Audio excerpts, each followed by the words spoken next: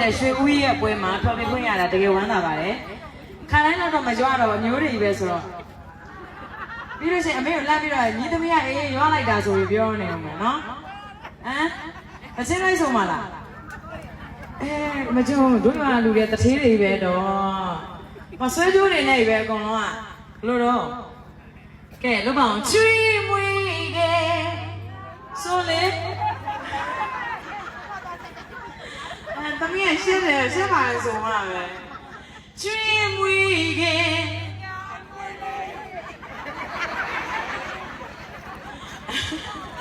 ဟုတ်နော်ကိုရွာလာဆိုမှဘယ်သူမှနိုင်မဆိုသမီးရှက်ကွဲလိမ့်မယ်ချွေးမွေးကဲ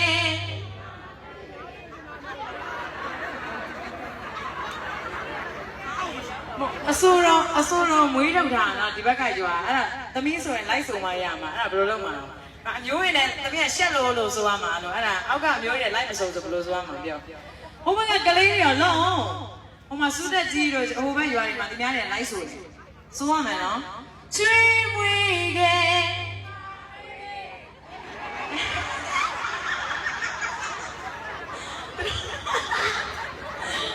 ရှက်စရာကြီးဘယ်လိုဆိုရမှာလဲကဲတစင်းသူဆိုအောင်နော်Okay. Music ကိုရတခါအရင်တခါလေးတင်ပါရ။ကိုရစတယ်ပေါ့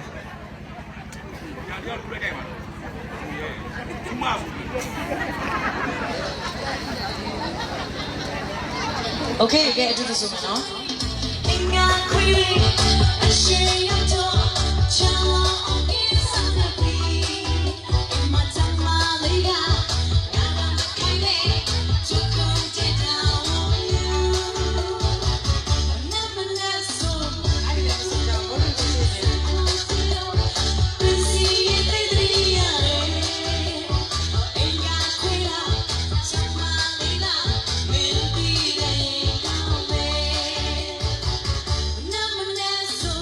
Thank you.